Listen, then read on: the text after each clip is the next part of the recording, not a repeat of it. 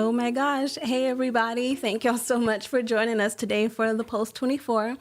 If you haven't noticed, I am not Pastor Troy. My name is Connie Jenkins, and Pastor Troy is actually out and about today, so he wasn't able to make it in with us Tuesday's episode, but he will be back with us tomorrow.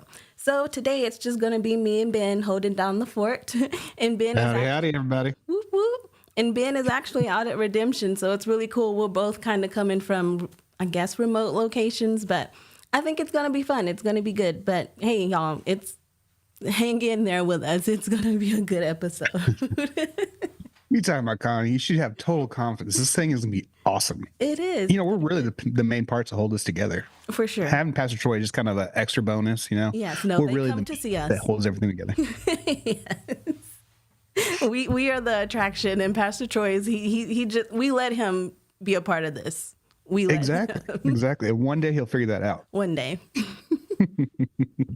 But anyways, I just want to remind everyone hey, be sure that if you're watching, especially on YouTube or on our social media pages, please like, share, and comment so you can help us get the word out, be a media missionary. And just right, like around 1:30 is when we do the Go Behind the Veil, where it's just for our ODX partners. So if you are interested in being able to see like topics that we can't share just on the World Wide Web, then you can sign up for ODX starting at stage 2 by going to odx.tv. Yeah. I think I checked all the boxes. Okay. You did. And yeah, guys, again, if you don't know what Behind the Veil is, it's where we have the most fun at. It's where we talk the most smack about Pastor Troy. I mean, about amazing things in the Bible. Just kidding. No, guys, honestly, we're both happy to be here. Like she said, Pastor Troy is out and about. He's actually hanging out with Pastor Rod Parsley right now. He was going to try to zoom in, but he is a busy, busy man, as you guys can imagine. And in the meantime, we're here to entertain you for the first 30 minutes. We'll just be talking about basically what happened on the trip that we just got back from Redemption road trip down in Chiapas and then Mexico City and all over Mexico, really. And I'll be talking about a few things that I saw down there and kind of my view on what happened. And I'm very excited to talk to you guys about that. But Miss Connie will also be here helping me out, making sure I stay on track because I have a little bit of ADD and, that kind of takes me off track. We are not strangers to that. Your dad is the same way. So it's so funny to see how y'all are so similar, but still different. But I'm super excited talking about the Redemption road trip from your perspective. One of the questions that I want to ask personally is what was the most notable thing for you on the trip, or what was like your favorite thing that you were a part of or that you got to witness on the trip? So honestly, there's a lot of different things, and there's a couple of things we'll have to talk about behind the veil. But one of the most, I mean, as you can imagine, I've traveled the world with my parents, and we've seen some amazing things. We've seen light in some serious darkness, but man, this trip was just different. It's the people that were with us, the people we got to meet, the amazing government officials we got to hang out with, the amazing people that are taking care of our kids down there. And my goodness, those kids, golly, I love those kids so much. They're so filled with joy, and they're just happy to be alive. And man, tell you what, it's hard as a dad to go down there sometimes because it's a lot of those kids around my kids' age that we rescue. And sometimes it's really, really hard to do that. But man, being filled up with their joy, God, there's nothing like it. One of my favorite stories is actually about an 11-year-old girl that we liberated down there. And we're really not sure if she's pregnant or what's going on with her. We're trying to figure all that out still. And man, she came from some unspeakable darkness, but the joy that little girl had and the happiness that she had, oh my gosh, it both broke my heart and mended my heart all at the same time. It was like God was making this clay heart and just breaking. He's like, no, that's nice, but I can do better. No, that's nice, I can do better. And he just kept on breaking it and remolding it and breaking and remolding it just over the little girl.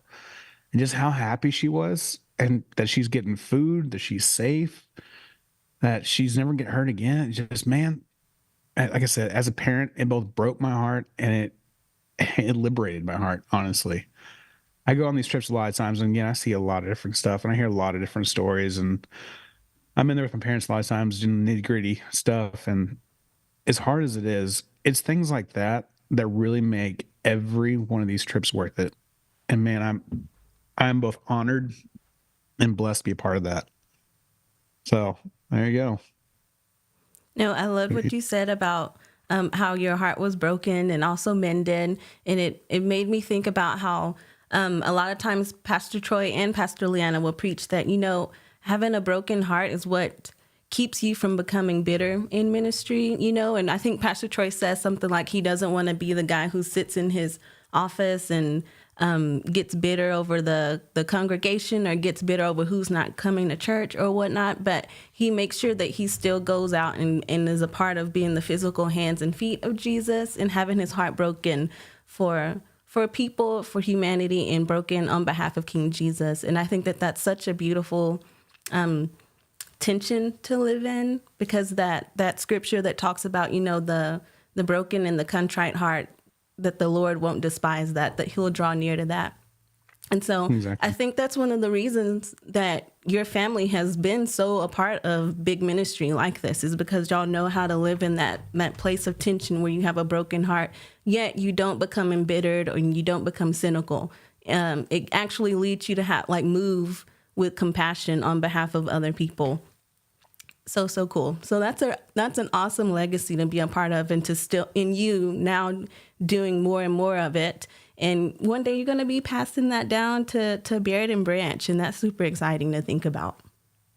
Yeah. So Paul Phillips is actually in here in the ODX chair right now, and he says the girl hugged every one of us on the team too. That was so cool. Yeah, Paul. I love that little girl so much. I think about her literally all the time. I have a picture of her on my phone, and I just she breaks my heart and she warms my heart, and it is a beautiful thing. But, honestly, you can kind of talk about that too. You can dive into what my family does, because you're part of the family now. You're one of my adopted sisters. And it's funny to me that a lot of people don't understand what it's like. I'm trying to think of a good way to explain this. So a lot of people always ask me, like, Ben, why do you love your adopted siblings just like you would love your regular siblings? And it's like, because they love me, number one, and because my parents love them, number two. And like, so me and you have a perfect perfect understanding of this, because you're my sister. There's no question in and about it. And I love you just like I love everybody else. And I think that's one of the great things that my parents and now your adopted parents have shared with both of us, because you've been on a couple of trips with us too. And I've seen you get your heart broke a couple of times. And it is just a beautiful legacy that both of us are a part of. And I'm honored to have you as a sis, and honored to have you part of the family. But why don't you share a little bit about that, like what you've seen in that kind of aspect, in that kind of area? Yes, no, I love that you said that, because I do. I really do feel like I have been adopted in, and y'all have adopted me in. And you were actually the person who got me involved at Open Door. Like, I was going for about, I was there for maybe about a year or so. And then you were like, hey, will you come help on the media team? And I was like, wait, what? And I said yes for some crazy reason. And that's how I eventually met Hunter. Hunter and I got married. I became really, really good friends. Yes, thank you. I became really, really good friends with you and Brandy, and y'all were Hunter's best friends. And I already loved Pastor Leanna. I absolutely, absolutely loved Pastor Leanna. And I got to know Pastor Troy even more. And I really did become a daughter and a sister to y'all. I really did become a part of the family. But one of the times that I absolutely just knew that, okay, they are who they say they are. They do what they say that they do, is when I got to go to the Uganda trip. I think it was like I don't know. It was like 2013, maybe. It was a long while ago. Something like that, yeah. It was a while ago. And I just got to see like how they absolutely come alive. I like if I was asked, when do you most see them being the most themselves? Not that they're ever not themselves, but I see them come fully alive on missions trips. I see them come fully into what the Lord has called them to do. And I love being able to have moments where I can step back and kind of just look at them, because you just see the glory of God on them. You see the joy and the compassion in them. And the presence of the Lord is so heavy in them both. And they're such a power couple for the kingdom of God. They're such a power couple for the joy and the love and the mercy and the justice of King Jesus. And then you see them operate in that separately, individually, but also together. And it is so powerful, and it brings such glory to the Lord. And it's that one scripture where the Lord talks about, let your light shine so that people will see your good works and glorify your Father in heaven. And that's what happens every single time. And it's just, I don't know, like when I see them in that capacity, it really is like watching heaven being made manifest here on earth. And then I know how much they absolutely love me, how much they love Hunter. I know how much you and Brandy love me and Hunter, and how much we love y'all.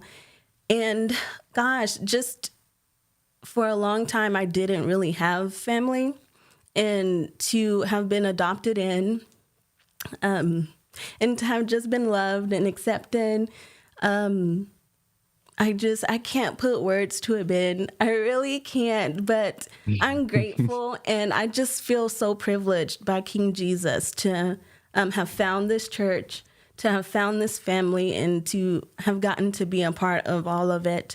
And I know that I'm going to get to look back when we enter into eternity, and I'm like, dude, look.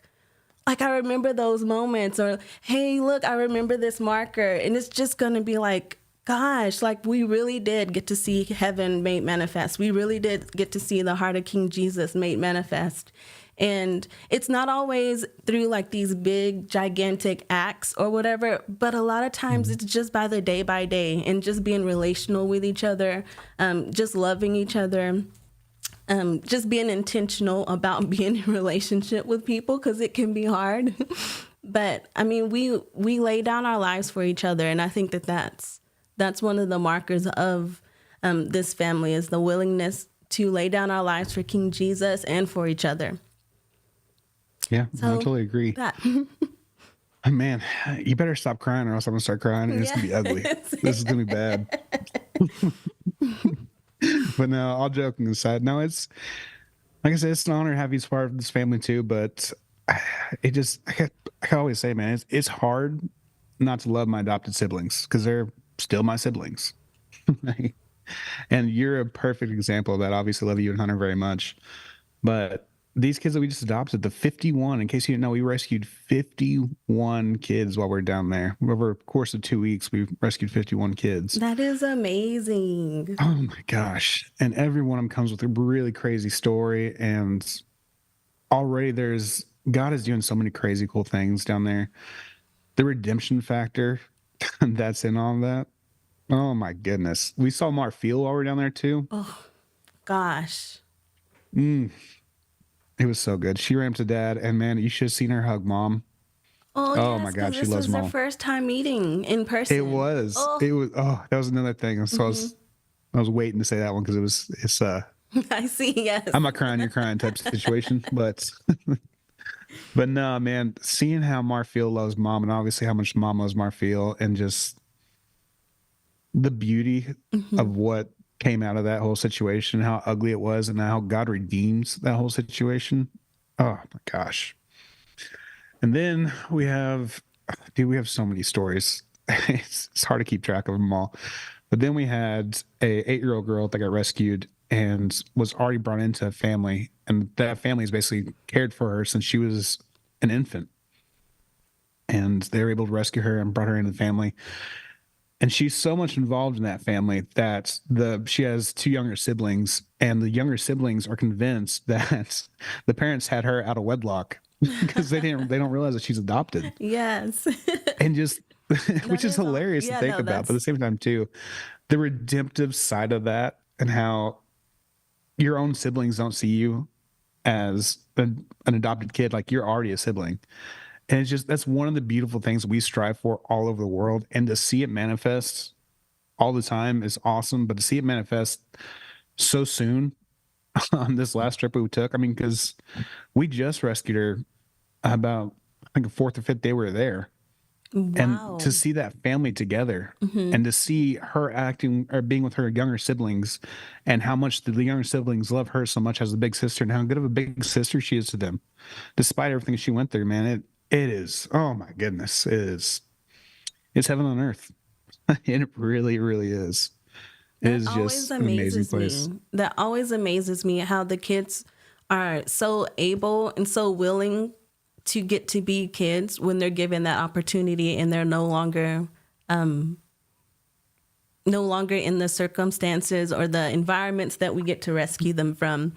And this last trip, watching y'all when y'all went to the actual Redemption Ranch in Chiapas, my favorite thing that I heard both your mom and Brian Schwartz say is that the presence of the Lord was there on the property and that the kids were happy, they were playing, they were safe, they were taken care of.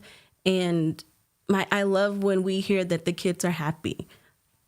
Because Yeah. kids, yeah, like Pastor Leanna says, kids are going to be honest. And if they're happy, then you know that it's a good place. But you can always tell when it's not because of how the Mhm. kids are. And so all the time, we have happy, happy kids. And we have kids that are loved by people and are actually being protected by the people that should protect them and loved by the people that should love them. And it's so beautiful to see how quickly that redemption, how quickly that love can be made manifest just because, hey, they're no longer in a situation that they never should have been in the first place. And it's a privilege that the Lord lets us get to be a part of that for so many kids, a part of that for so many people. And I'm so excited. I think there's two families on this trip that are wanting to adopt two of the kiddos that we rescued. That is They amazing. are. Real quick, I want to address something that Pablo just asked. Pablo just asked if we've already sent off some letters. I know that we have sent off a couple of them. I don't know if we sent off all of them just yet because we've gotten a ton of them. If you guys want to write a letter to any of our kiddos worldwide, doesn't matter if it's Spark or if it's TBM or if it's Redemption, you're more than welcome to. Please do not write an essay. Just keep it short, please. We want to get this to each other, but we also have to have translators that are able to read and write or read your handwriting and rewrite it back down or email it. Uh, as for yours, Pablo, I don't know. I haven't been in town to be honest. I have been traveling since we got back. I was back for I think a day or two before I left again. So I don't know. I don't know which ones we've sent out, which ones we have not. But we are, or if we haven't sent it out, we will be sending it out here soon. So keep that in mind. And again, guys, if you guys want to send letters to any of our kiddos, go to or write it out to Troyburn Ministries, PO Box number 3775, Burleson, Texas 76097. You can also just call into our calling center at 877-413-0888 for any information on that.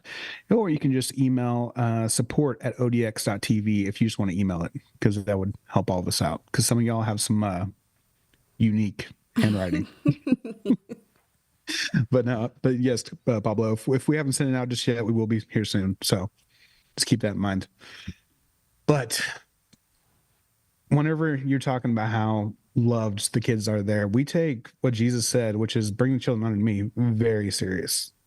And then we also take, whenever he said, what you've done to least of these, you've done also to me, we take that very serious. We obviously don't take ourselves very seriously. It's, it, God is too big and too amazing for us to be worried about ourselves. We don't have time to gloat and about how great we've done when God does all these amazing things, especially with these kiddos.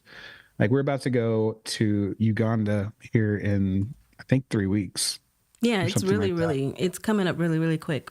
and we're gonna go on another amazing trip, and we're gonna have more amazing stories, and then after that we're gonna go back down to Mexico, I think, and then after that we're going to Canada or something. We're never stopping. And it's not because what we do, it's because God opens up all these doors and because he wants his children safe. So our own one and only goal is to not only save the children, but to make them feel safe and let them be kids. And because of the support of all you guys, that's why we're able to do it. And if it wasn't for God, we wouldn't have been able to do this. You guys wouldn't be seeing us. We wouldn't be seeing y'all. Wouldn't be able to hang out with y'all in the chat. Uh, it is truly an honor to be here with you guys. And I just want to say thank y'all for taking this as serious as we do.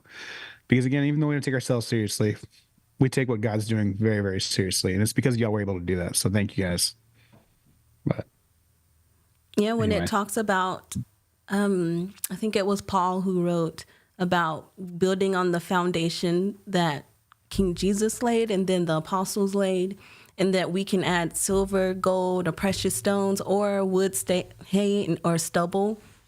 I really feel like every time that we get to be a part of this, when we get to be a part of seeing the heart of the Lord made manifest here, we're adding to the crowns, to the precious metals, to the precious jewels that we'll get to give back to King Jesus. And Pastor Troy recently, recently talked about the vision, the encounter that he had with King Jesus, and he watched as he placed all these crowns on his head, and he knew that they were the crowns of the saints. All of us had given him these different crowns, and he would use a different crown for each scenario he was walking into. But when he came back, he had one that had all the crowns on them. And I'm just like, oh my gosh, imagine when we get to watch that, when we get to see like, oh, dude, you know that sacrifice that I made, or you know that horrible time that I went through, but I still chose to praise King Jesus through it. The Lord honored that. And that was a crown that I got to give back to him. Or, hey, look, when I decided to not be selfish and to give some of my time, or give some of my influence, or give some of my finances, give some of my my ability to whatever. Look, the Lord has honored that. And so I just, again, I want to say thank y'all so much, because it doesn't matter how little you think you might be able to contribute. We honor it and we're grateful. And because of all of that coming together, we're able to do what we get to do. But the Lord honors it too. And that's who matters the most. So thank y'all for not counting the cost, and for being generous givers and just being generous people. And look at what we're getting to do all over the world. Look at the lives that we're getting to change. Okay, Ben, I got to ask you more questions or I'm going to cry. So I got to take a brief moment. Yes. Anna Barber is in the chat. Hello, Anna. Love you so much. You know I'm about to make fun of you. But before I make fun of her, she says, the church in Chiapas was amazing. Their worship, great trip. I love our girls' home in Mexico City, and the treatment center in Metapica. I can't even pronounce the word, guys. I'm sorry. I'm terrible. Metepic, maybe? With enunciation. Is it anyway? Metepic? And then, I don't know. It's like a 3-syllable word. Yes. Metepic. Anyway, I'll be stuck on that word all day if I don't stop. So whatever that train wreck of word is. And then there's Redemption Ranch. Can't decide what the highest point was. Probably Baby Wilbur.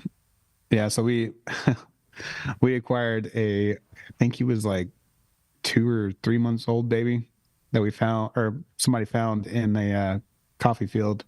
We were able to get him and love him, and he's gonna be adopted here soon. It's crazy cool story, but I'm with Connie. I don't feel like crying right now, Anna. So I'm just gonna make fun of you instead and tell you I love you.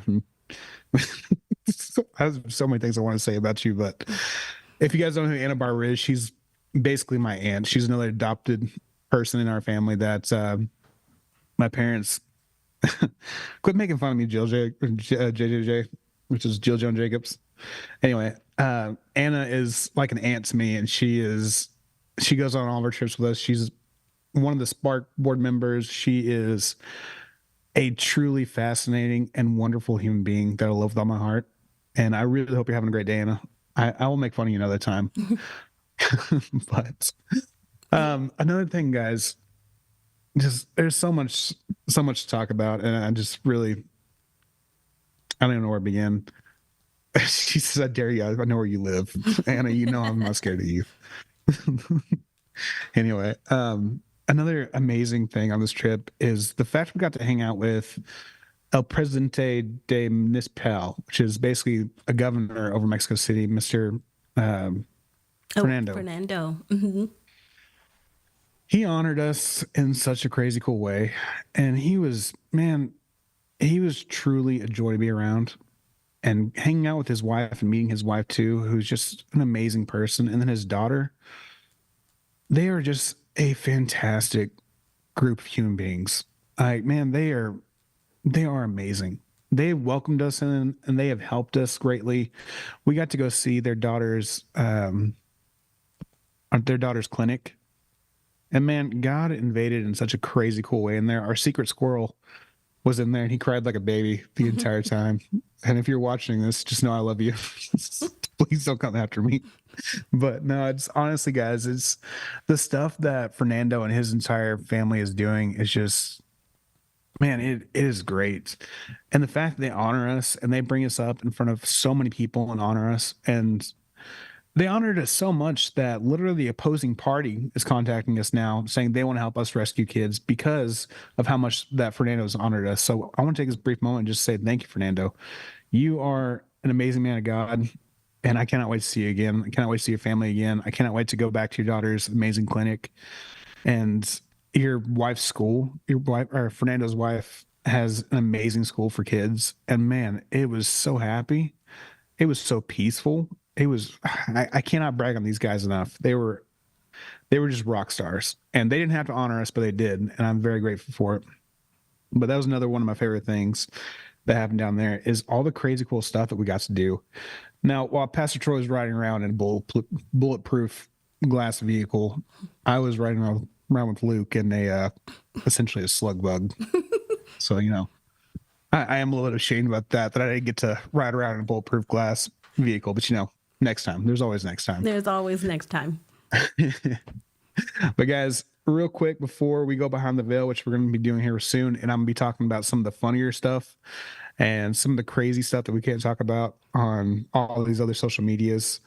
If you're not part of tier 2 or stage 2, pardon me, if you're not a stage 2 or stage 3 member on ODX, come on over, guys. The water's fine. We have our own funny little chat room in here that's exclusive to ODX. And you can't get into it unless you're a member. So you can come on over here, hang out with us. There's a whole bunch of people in here right now. Yeah. I got some funny stories to tell you guys about when we go behind the veil.